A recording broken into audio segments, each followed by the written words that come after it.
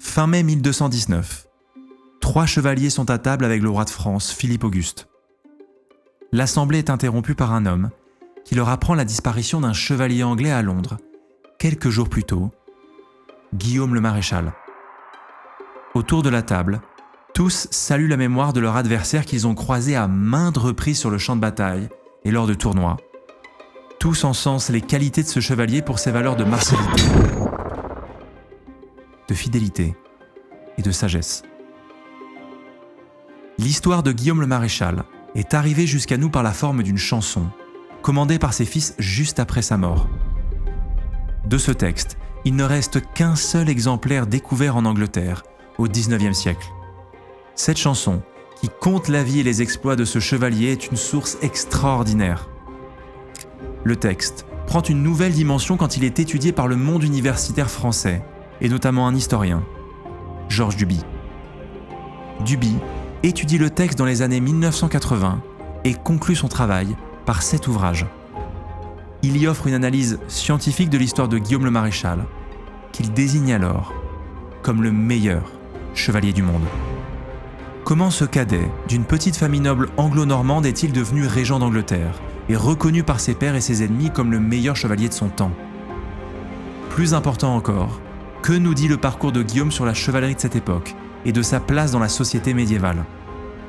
L'image que nous avons aujourd'hui de la chevalerie est pleine de légendes et d'idées reçues souvent véhiculées par le cinéma et les univers fantastiques.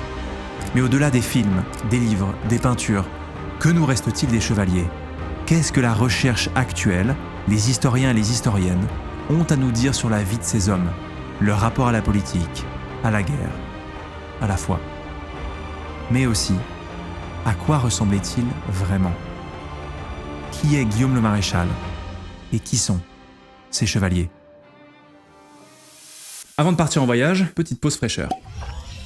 Effectivement, aujourd'hui et pour la première fois, Oli est notre partenaire. Alors vous êtes sûrement beaucoup déjà à connaître Oli, mais pour ceux qui sont au fond, laissez-moi vous faire un petit rappel. Alors Oli aujourd'hui c'est 3 gammes de boissons, vous avez le thé glacé, vous avez les boissons énergisantes et vous avez aussi la gamme Hydration que personnellement j'aime pas mal. Alors moi je me suis mis un petit peu sur le tard, Oli personnellement j'ai découvert avec cette sponsor et ça fait à peu près 15 jours que j'en bois et j'avoue que je trouve ça vraiment pas mal et ce pour plusieurs raisons. La gamme Hydratation me parle beaucoup parce qu'à l'intérieur il y a des antioxydants, il y a aussi des multivitamines et donc pour moi qui fais du sport 5 à 6 fois par semaine, j'avoue que pour la récup c'est vraiment pas mal. Alors il y a un aspect écologique aussi puisque un pot de poudre Oli c'est l'équivalent de 50 canettes. Aussi, il y a un truc personnellement qui me tient à cœur, c'est qu'il n'y a ni sucre, ni taurine, et qu'en plus de ça, l'ensemble des parfums sont faits avec des arômes et des colorants naturels, et ça, c'est pas mal non plus. Et un dernier point aussi, très important pour mes buveurs de café sûrs. Moi, je bois pas de café, mais je sais qu'à l'intérieur de Oli, ils ont mis la fameuse New Caf qui évite le fameux crash que vous pouvez avoir avec la caféine que vous pouvez retrouver notamment dans le café. Et du coup, ça vous permet de tenir tout au long de la journée et d'avoir ces fameux coups de fatigue que vous pouvez avoir. Personnellement, j'ai vraiment été séduit par la gamme Hydratation avec les goûts cerise et strawberry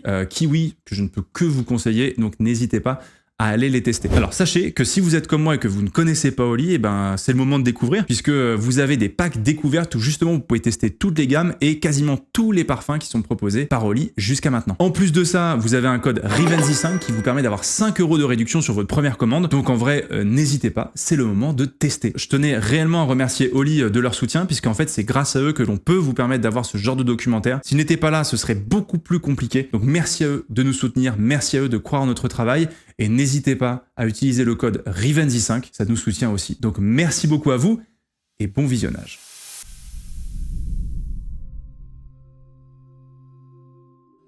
Pour commencer à remonter la trace de Guillaume le Maréchal, il fallait que je rencontre quelqu'un. C'est qui Duby? Alors Duby, c'est celui qui a écrit le bouquin qui nous sert beaucoup qui nous sert énormément pour ce documentaire. Qui est en gros un bouquin qui parle de la vie de Guillaume le Maréchal, le meilleur chevalier du monde. Et donc Duby a écrit ce bouquin qui est une référence sur le sujet. Et Martin Aurel qu'on va voir là, c'est l'un de ses derniers disciples qui a appris avec lui, qui a été l'un de ses élèves, etc. Et le mec est tué un ponte parce qu'il a écrit des bouquins de fou sur le chevalier, sur Aliénor d'Aquitaine. On est plutôt en plus dans les terres d'Aliénor d'Aquitaine. Sur l'épée aussi, il a écrit un bouquin de référence sur l'épée. Donc non, c'est là la personne qu'on va voir.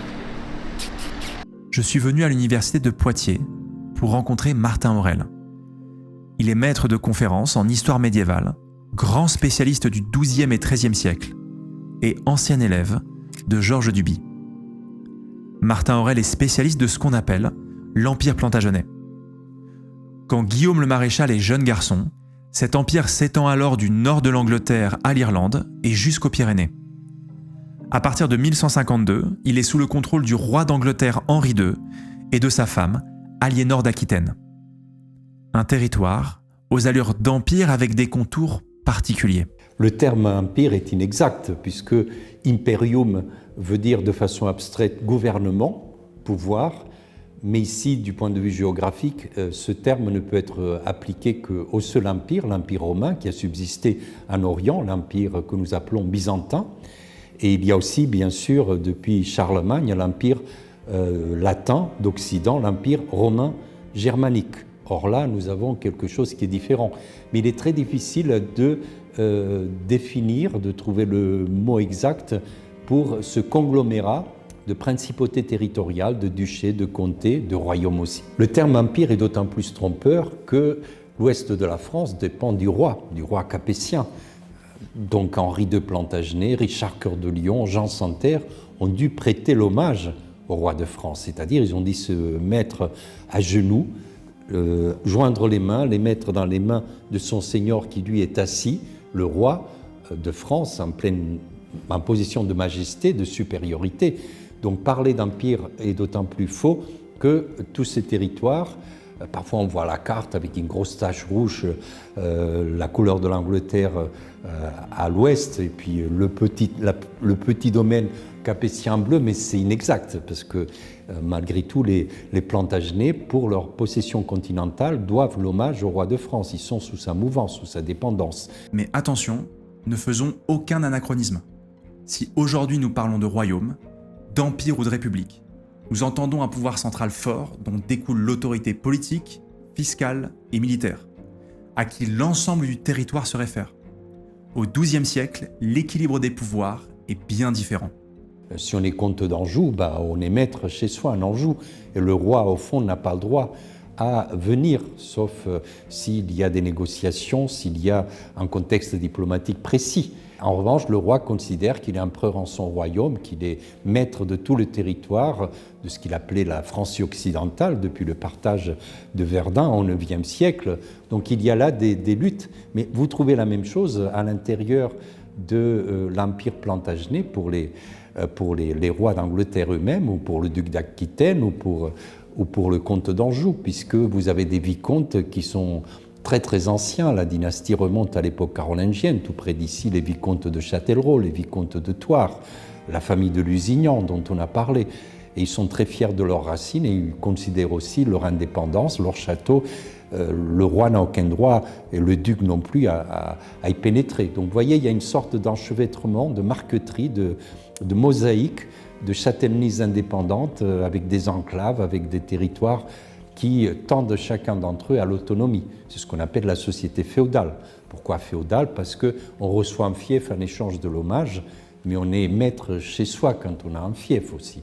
On doit à peine 40 jours par semaine de service militaire à son maître, en échange de ce fief, de cette terre. Cette société féodale du XIIe siècle est un rapport de force constant entre les seigneurs et leurs vassaux. Un rapport de force qui se règle par le conflit, mais aussi par la négociation, les cadeaux et les mariages. C'est d'ailleurs comme ça que les Plantagenets ont créé cet empire. Leur politique matrimoniale efficace leur a permis d'étendre considérablement leur territoire. Le meilleur exemple est le mariage d'Henri II de Plantagenet avec Aliénor d'Aquitaine, qui leur permet de prendre un tiers de la France actuelle, et ce, au détriment de Louis VII, roi de France et ancien mari d'Aliénor. Ce rapport de force qui caractérise la féodalité a été expérimenté très tôt par Guillaume le Maréchal. En fait, nous savons très peu de choses sur son enfance, seulement quelques anecdotes issues de la chanson louant sa vie. Certaines relèvent plus du mythe que de la réalité, comme le jour où le jeune Guillaume, âgé entre 3 et 6 ans, est pris en otage par le roi d'Angleterre suite à une querelle entre son père et le souverain.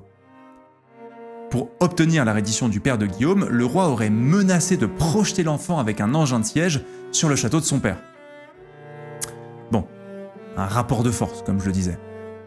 En revanche, ce que l'on sait avec plus de certitude à propos de Guillaume est qu'il voit le jour aux alentours de l'année 1146 dans une famille noble, anglo-normande du sud de l'Angleterre. Il est le second de Jean le Maréchal, et ce n'est pas la place idéale dans une succession. Il ne peut pas hériter des possessions de son père, mais son statut lui permet en revanche d'être formé au métier des armes et de devenir chevalier. Mais concrètement, qu'est-ce que cela veut dire, devenir chevalier ? Malheureusement, il y a peu de documents, à l'exception de l'Europe du Nord, où il y a beaucoup de chroniques pour le XIIe siècle, sur la façon dont ça pouvait se passer, puisque l'enfant intéresse peu les éducateurs avant le XIIIe, XIVe siècle. On voit les premiers traités pédagogiques, mais que l'on aille se former chez un proche parent, avec des troupes de jeunes de son âge, ça paraît assez normal, assez répandu en Occident. Le voyage aussi, la chevalerie errante, tout cela fait partie de la formation des jeunes. C'est le cas de Guillaume, qui est formé en Normandie avec d'autres jeunes garçons chez le cousin de son père, Guillaume de Tancarville. Après, dans le château, quand on est petit, on a la possibilité de monter des poneys, de monter des chevaux petits. On a aussi la possibilité d'avoir des maîtres d'armes qui vous initient au maniement de l'épée, du bouclier, aux techniques de l'escrime. Ça fait partie de l'éducation de tout noble. Les jeunes nobles grandissent dans un environnement propice au développement des qualités requises pour devenir chevalier. Cet apprentissage est en fait dilué dans la vie quotidienne et l'environnement dans lequel évoluent ces jeunes garçons. Les chevaux, les armes, la chasse et même les échecs comme initiation à la stratégie militaire. L'environnement social et matériel conditionne l'existence de ces individus dans une société féodale basée, comme nous le disions, sur le rapport de force. Un peu de la même manière que notre environnement socio-économique, technologique, qui conditionne nos vies au XXIe siècle. Mais à l'époque de Guillaume le Maréchal, l'éducation des jeunes nobles et futurs chevaliers n'est pas uniquement dictée par des valeurs martiales. Et pour cause, la société du XIIe siècle voit l'arrivée de profonds bouleversements. Les historiens médiévistes parlent de renaissance du XIIe siècle, un peu à l'image de ce qui se passera au XVIe siècle, c'est-à-dire un mouvement de renouveau, d'efflorescence intellectuelle, de retour au classique aussi, de redécouverte de la littérature latine, avec une éclosion extraordinaire du nombre d'écoles, même des écoles dans des villages. Il y a un moine d'une famille nobiliaire picarde qui s'appelle Guibert de Nogent, qui raconte que quand il était petit, dans son château, il était très très difficile de trouver des précepteurs, de tuteurs, de professeurs savants pour éduquer les enfants. Et il dit, ce n'est pas comme 30 ans après, où je vois que partout, il y a de très bons professeurs, de très bons niveaux. Ça s'est répandu dans toutes les familles aristocratiques. Donc il y a véritablement ce renouveau dans la culture, ce goût de l'être, parce que nous avons souvent l'idée des nobles, des chevaliers comme des brutes épaisses avec leur épée, a fortiori avec leur masse d'armes en train de cogner désespérément sur leurs adversaires. Ce n'est pas du tout cela. Aux alentours de l'année 1100, la société médiévale occidentale connaît une vraie révolution intellectuelle. Les écoles, puis les universités se multiplient, leur enseignement se diversifie, le nombre d'auteurs et de livres augmente. Les lettrés accèdent plus facilement aux œuvres de Sénèque, Cicéron, Horace ou Ovide. Cette renaissance ne touche pas seulement des cercles d'intellectuels. Elle est un large mouvement qui ruisselle sur l'ensemble de la société. L'Église arrive à l'apogée de la réforme grégorienne qui fait évoluer les exigences morales, spirituelles et culturelles du clergé, ce qui découle sur l'ensemble de la société. L'apparition des grands ordres religieux, franciscains, dominicains et autres mendiants, mènent à l'éducation des laïcs en acheminant le savoir. Cette révolution est aussi architecturale avec l'apparition et le développement de l'architecture gothique. Les souverains bénéficient aussi du développement des écoles pour affirmer leur pouvoir. Leurs officiers sont formés dans des nouveaux lieux de savoir et cela se ressent notamment par le gain d'efficacité de perception des impôts et dans l'exercice de la justice. Ce développement intellectuel s'inscrit aussi dans une période d'optimum climatique qui améliore les récoltes et donc favorise l'augmentation de la population. Le XIIe et XIIIe siècle apparaissent alors comme un âge d'or où l'on vit mieux dans toutes les catégories de la population de l'Occident médiéval. Cette période faste se marque aussi par ses évolutions dans la formation des futurs chevaliers. Des héros mythiques comme Alexandre le Grand apparaissent aux côtés des plus classiques Charlemagne ou Roland, signe de la redécouverte des textes grecs traduits pour les laïcs à la fin du XIIe siècle. Guillaume ne sait ni lire ni écrire, mais il est décrit comme ayant une mémoire colossale. Il sait aussi chanter, c'est une qualité que les gens lui reconnaissent tout au long de sa vie. Il connaît bon nombre de poèmes et de chansons, symbole de cette effervescence intellectuelle. Avec son oncle le seigneur de Tancarville, il apprend le métier de chevalier. Mais que désigne finalement ce terme chevalier ? Au départ, miles, au singulier, milites au pluriel, désigne le soldat, le légionnaire de l'armée romaine. Mais le latin, qui est la langue de l'écriture, la langue de culture, évolue bien sûr au cours du millénaire qui suit l'effondrement de l'Empire romain. Et le terme désigne de plus en plus une catégorie de guerriers, de combattants nobiliaires, aristocratiques, ou en tout cas qui appartient à une élite. Et en parallèle du terme latin miles, qui évolue dans ce sens, donc on ne peut plus traduire au XIIe siècle miles par soldat ou par légionnaire, il faut dire chevalier. Il y a un autre mot de latin tardif qui dérive de caballus, qui est une forme populaire de equus, de cheval. Equus, ça donnait équitation.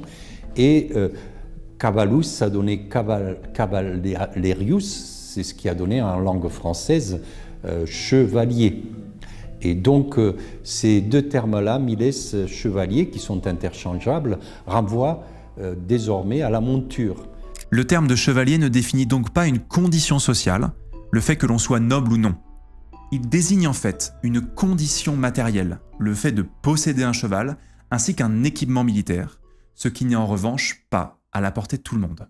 La guerre est devenue quelque chose de très élitiste. Elle est réservée à quelques combattants qui ont les moyens de payer des chevaux de prix, des destriers, qui ont les moyens aussi de s'armer pour bien se protéger. Mais tout cela est très coûteux et est réservé donc à une élite.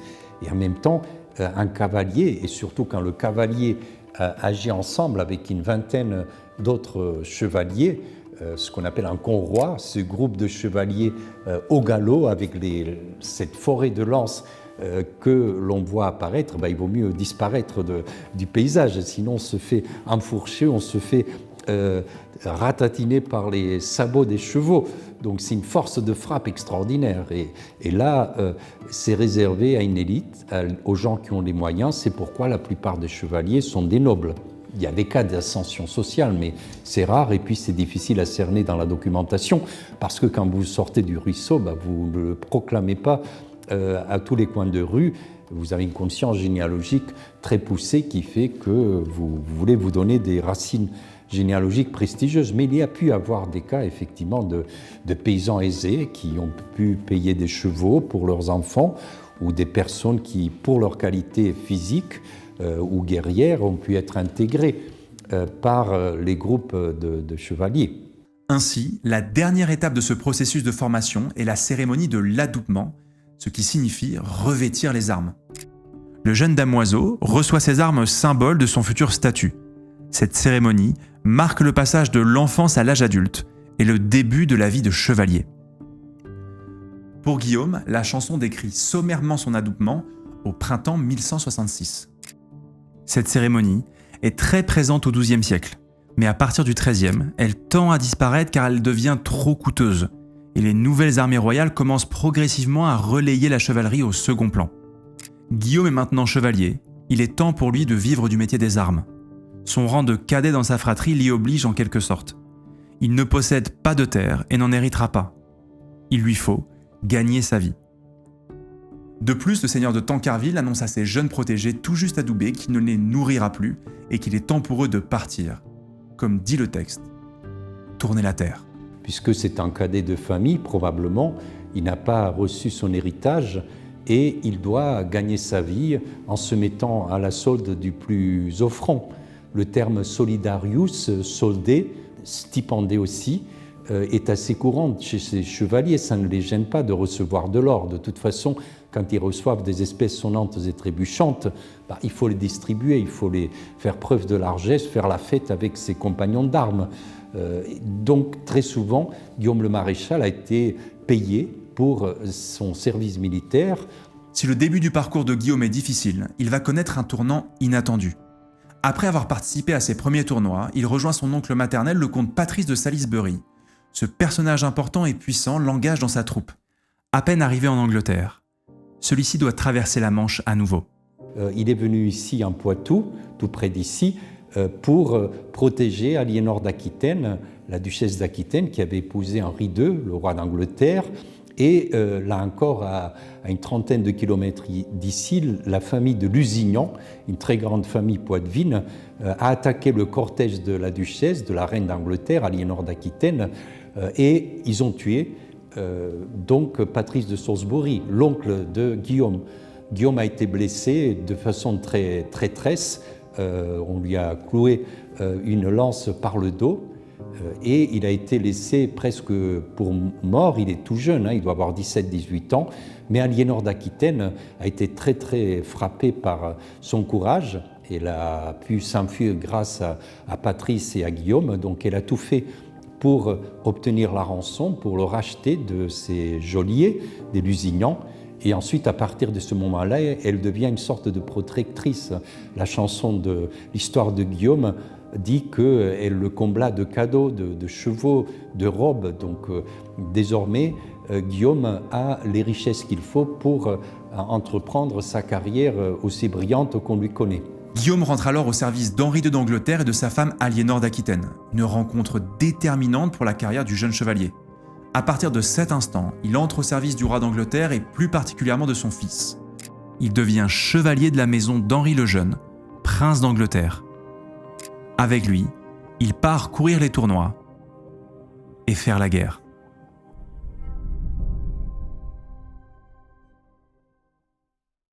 Pour la suite de notre voyage, j'ai décidé de suivre les traces de Guillaume et de son nouvel entourage, le roi Henri II et la reine Aliénor.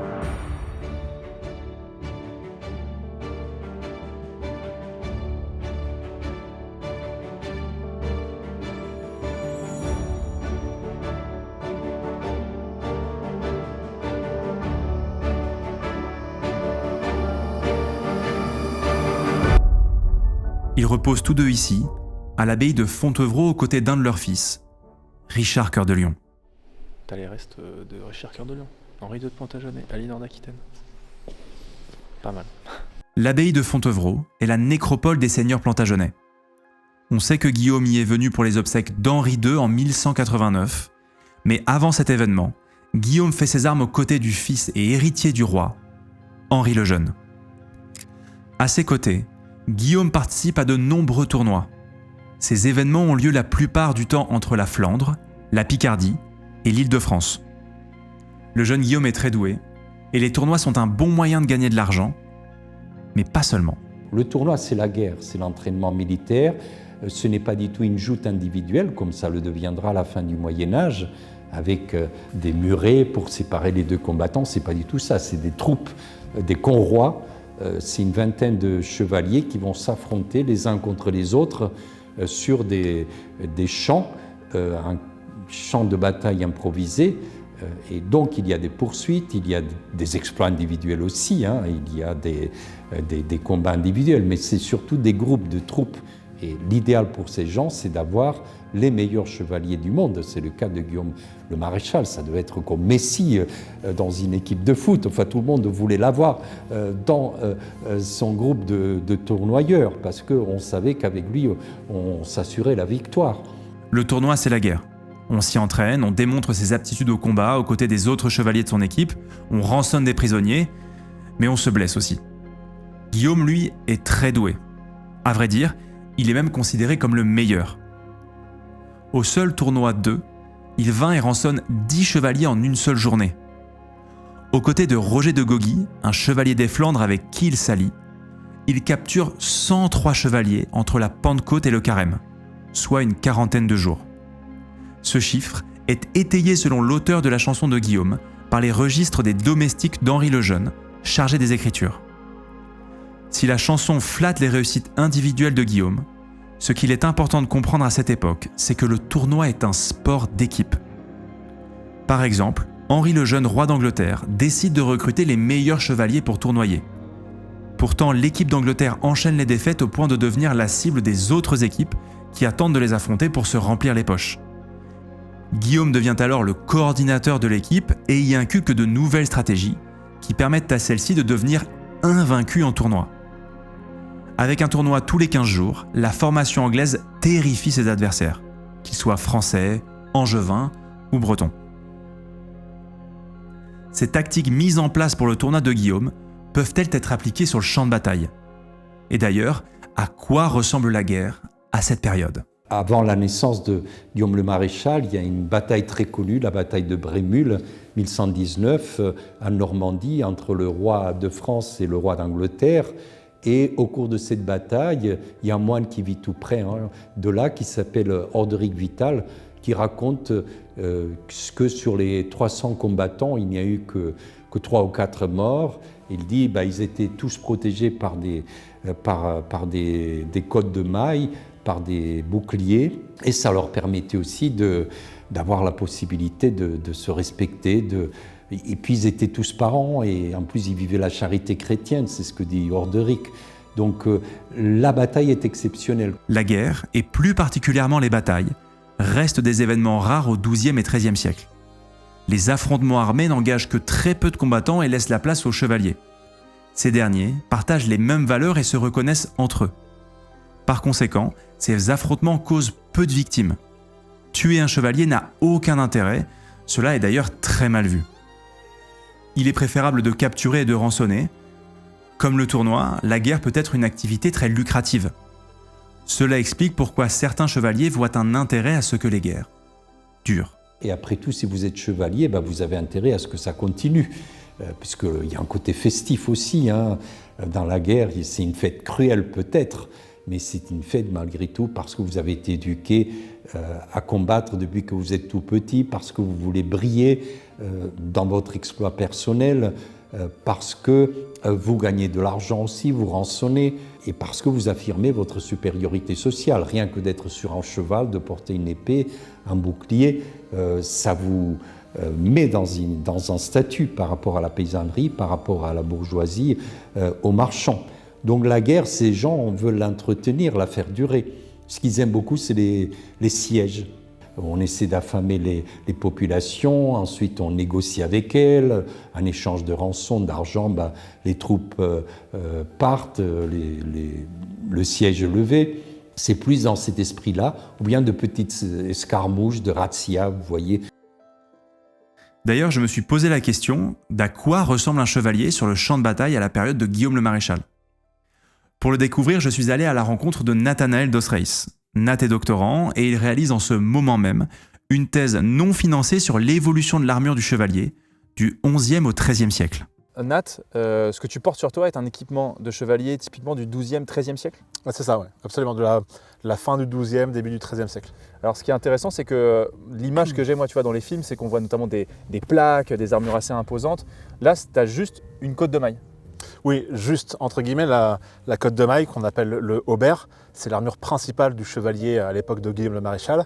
C'est une armure qui est composée de plusieurs dizaines de milliers d'anneaux qui sont entrelacés les uns les autres, attachés par un rivet de manière à bien les maintenir fermés, et ça va être une excellente protection pour tout ce qui va être coupure, perforation. Ça résiste très bien à la coupe.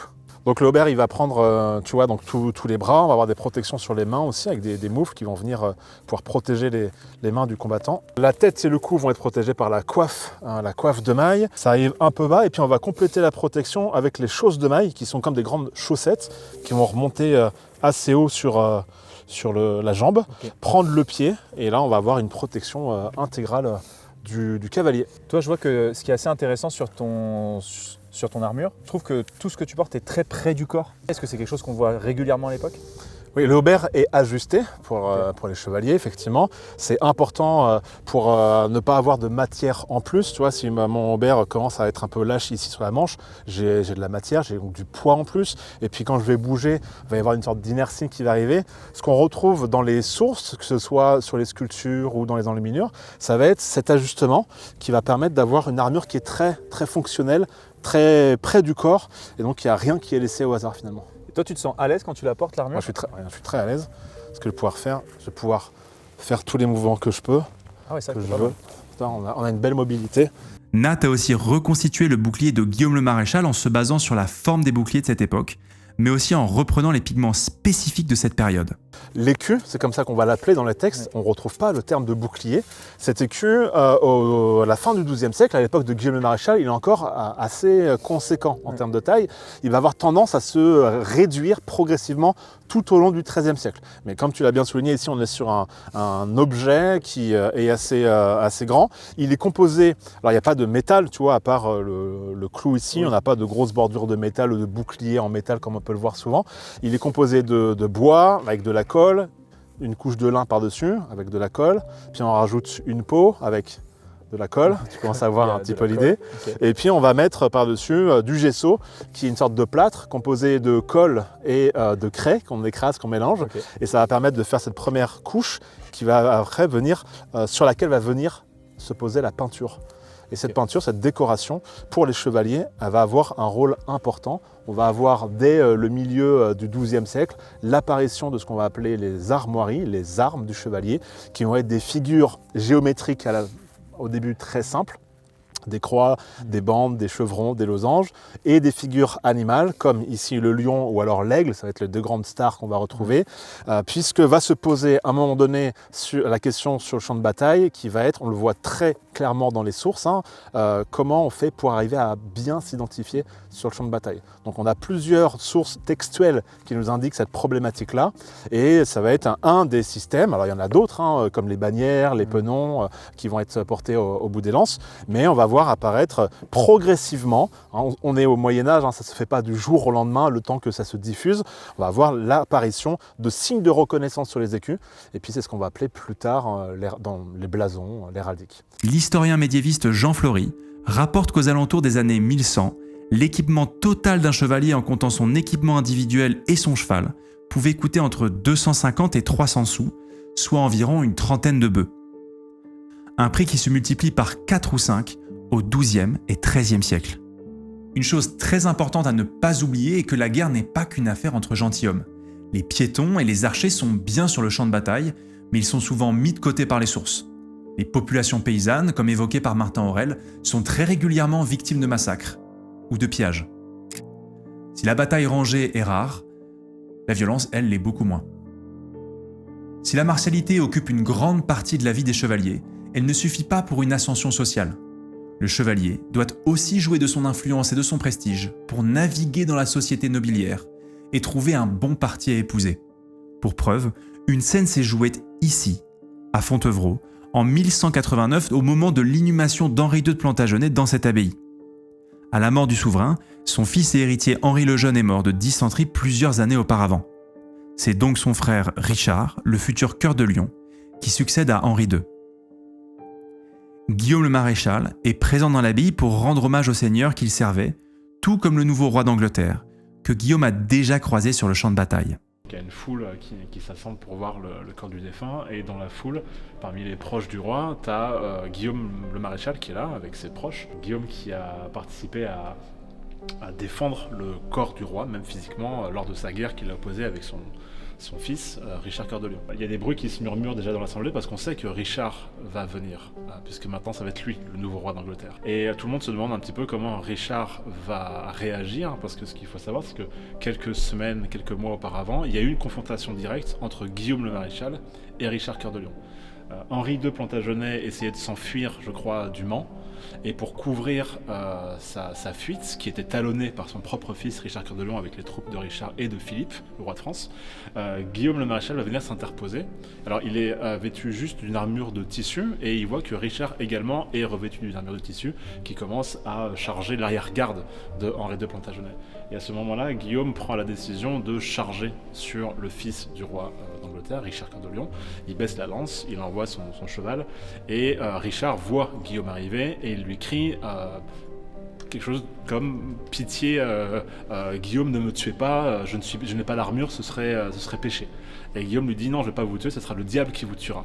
Et il dirige sa main vers le cheval, et la lance transperce le cheval, tue le cheval, renverse Richard, ce qui permet de couvrir la fuite d'Henri II Plantagenet et donc des soldats, et Guillaume permet de sauver l'arrière-garde comme ça.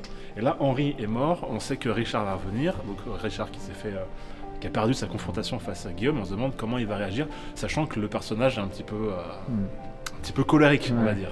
Richard rentre, les auteurs disent qu'il ne laisse pas transparaître d'émotion, ni de tristesse, ni de colère, ni de joie. Il voit son père mort, il se tourne vers Guillaume et lui dit « Toi et moi on doit parler, en gros, on sort ». Donc ils vont pas sortir par le cloître. Une des très grandes possibilités, c'est qu'ils sortent par cette porte-là.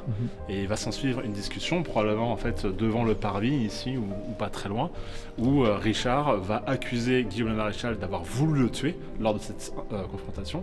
Ce à quoi Guillaume lui répond, je vulgarise, déjà quand je suis en armure, je sais ma main c'est bien diriger la lance, alors quand je suis en armure de tissu, de linge, je sais encore mieux diriger ma lance, j'ai pas voulu te tuer, j'ai voulu tuer ton cheval, et si c'est ça que tu veux que je m'excuserai pas. On se demande si ça va revenir aux mains, mais en gros Richard lui demande juste s'il va être fidèle comme il a été fidèle à son père.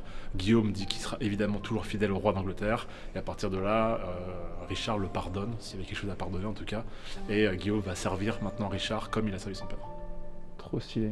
En cette année 1189, et après avoir juré fidélité à son nouveau roi sur le porche de l'abbaye, Guillaume se voit offrir la main d'Isabelle de Clare.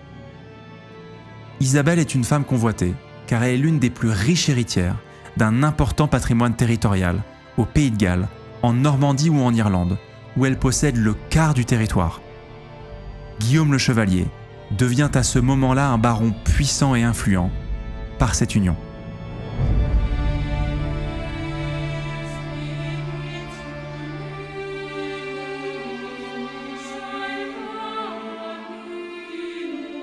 Oui, le mariage, les stratégies matrimoniales à l'époque se mêlent inextricablement des stratégies patrimoniales.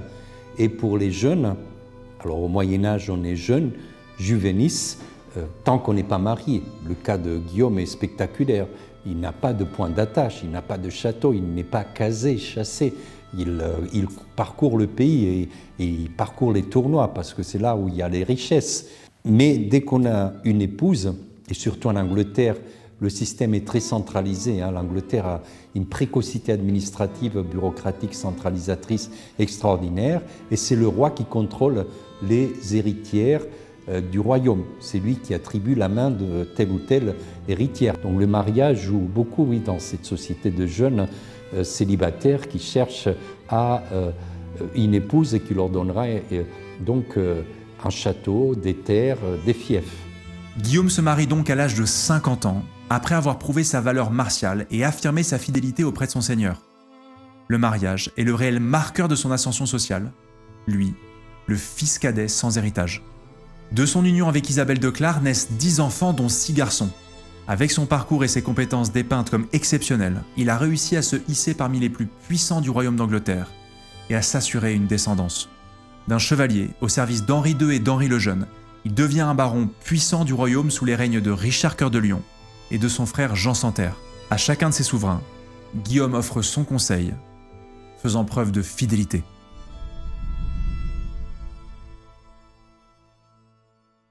L'épisode de Fontevraud est évocateur du système de fidélité qui régit la noblesse de cette époque. Les nobles jurent fidélité à leur seigneur par la cérémonie de l'hommage. La valeur de la fidélité est centrale dans la structure de la société féodale. En théorie, la fidélité est une notion extrêmement élevée.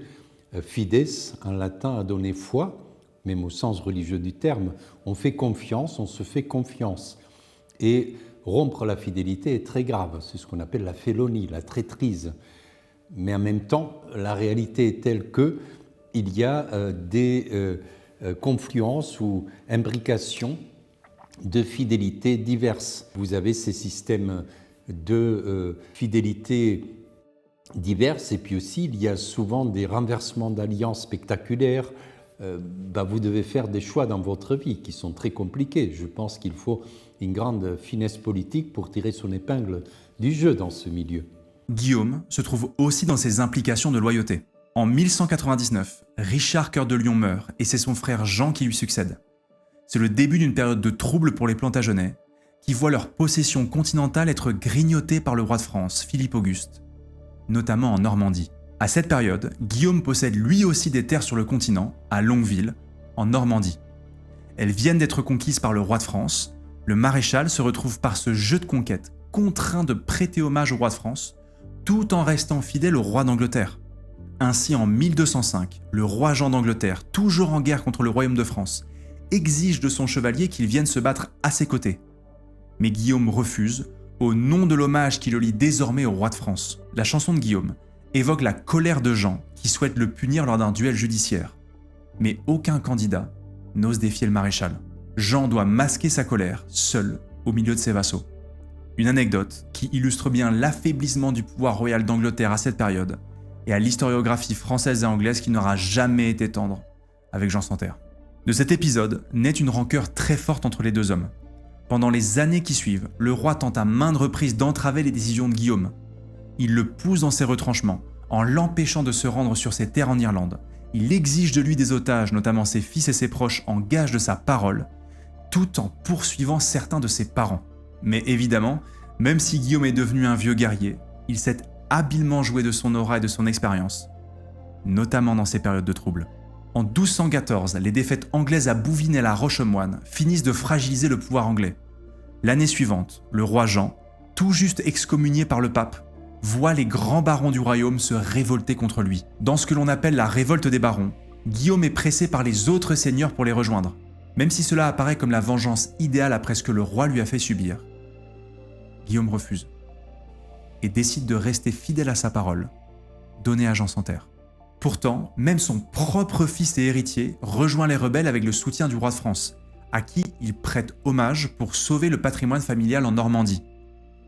En fait, vous le comprenez bien, Guillaume joue habilement un double jeu pour ne jamais compromettre sa parole, tout en protégeant ce qu'il a acquis, tout au long de sa vie. En 1216, la majorité des barons rejoignent Louis, prince et futur roi de France, qui a débarqué sur les côtes anglaises. La même année, Jean sans Terre est mourant. Sur son lit de mort, il nomme un conseil de régence pour aider son héritier, le jeune Henri III, à reprendre le contrôle du pays. À la mort de son père, on s'empresse de couronner le jeune roi pour tenter de légitimer son pouvoir. Tout au long de cette période troublée, Guillaume fait preuve de fidélité envers la couronne, mais pas seulement.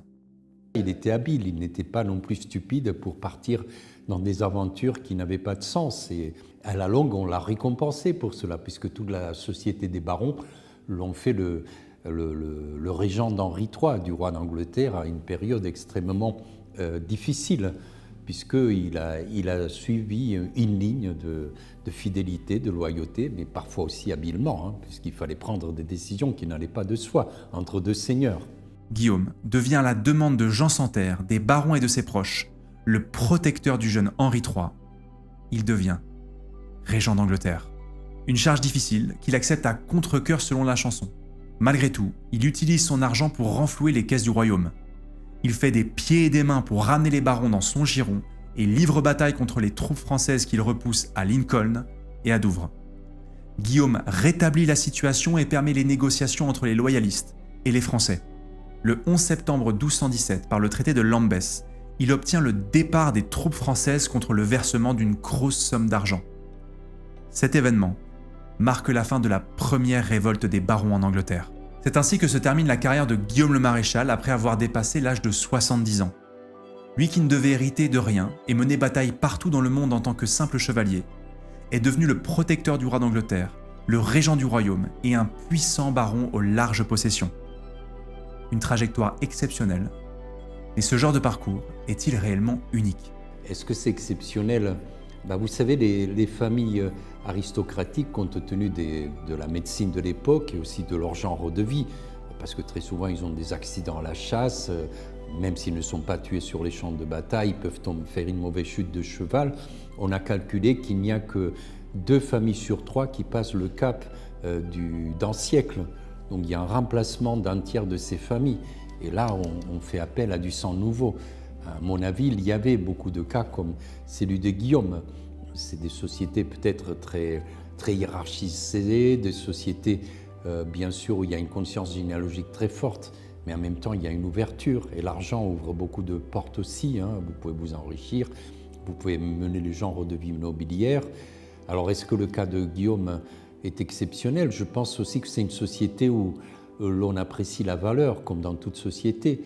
Et on a vu tous ceux dont il était capable, et son habileté politique, militaire, lui a valu de l'adhésion des autres barons dans une situation, c'est vrai, très difficile. Guillaume disparaît en 1219. Par sa vie, ses exploits en tournoi, sur le champ de bataille, mais aussi sur le champ politique, Guillaume le Maréchal est un exemple éclatant de la classe chevaleresque du XIIe et XIIIe siècle. D'ailleurs, nous avons retrouvé la trace de Guillaume. Et pour ça, nous nous sommes rendus à Londres.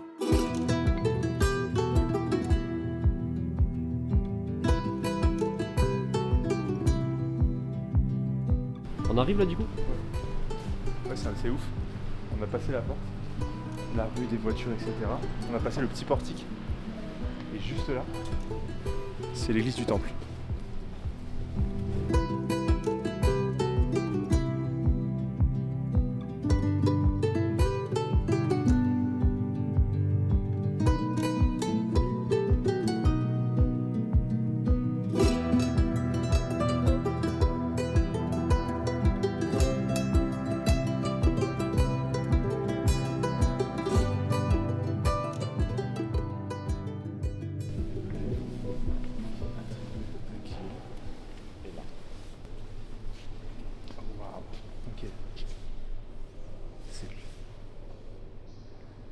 Et du coup, est-ce que son corps est là ou pas?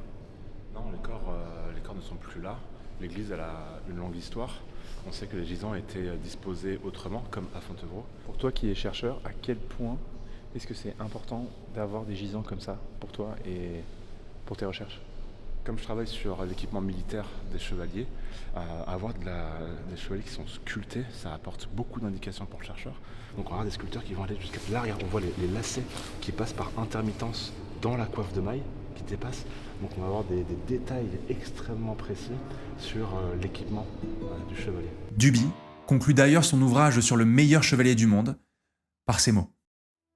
Dans sa force bornée, à l'éthique très frustre des gens de guerre dont les valeurs tiennent en 3 mots, prouesse, largesse et loyauté. Grâce à sa longévité surtout, merveilleuse, ne touchons-nous pas ici l'essentiel?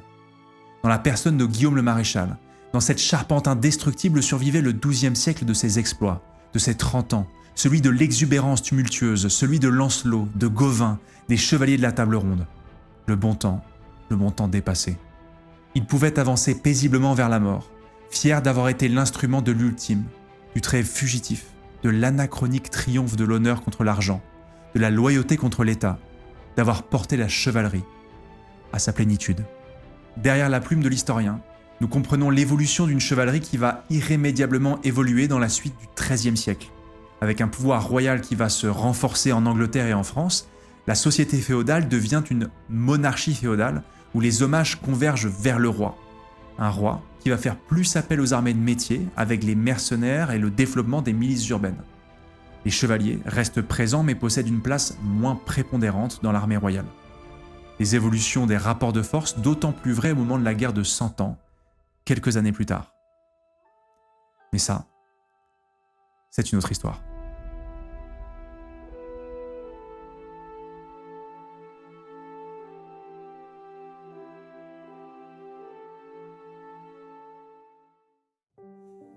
Avant de vous quitter cette vidéo, j'ai quelque chose d'important à vous dire. Alors qu'on était en train de fignoler le projet de la vidéo, nous avons appris la disparition brutale de Martin Aurel. Martin Aurel, vous l'avez entendu et vu tout au long de ce documentaire. Nous l'avions rencontré il y a de cela 3 semaines à l'université de Poitiers. Il avait très gentiment accepté de répondre à nos questions, de nous aider. Ça avait été une rencontre géniale. Il avait fait preuve d'une gentillesse, d'une humilité incroyable. Et sa disparition, l'équipe et moi, évidemment, nous touche. Alors Martin Aurel, c'est un historien qui laisse derrière lui un travail immense sur la chevalerie, sur l'Empire plantagenet, sur l'épée, sur Aliénor d'Aquitaine. Et donc on est d'autant plus fiers de l'avoir eu dans cette vidéo. Alors pour cette rencontre, pour ce moment partagé, avec nous mais aussi avec tant d'autres, merci. Alors évidemment, au nom de l'équipe, on a une pensée émue pour ses étudiants, pour ses collègues, pour ses amis et évidemment pour sa famille. Et c'est pour ça que nous avons décidé de lui dédier ce travail, ce documentaire. Et encore une fois pour son temps, pour sa gentillesse, pour ses connaissances et pour ce qu'il nous a apporté. Merci.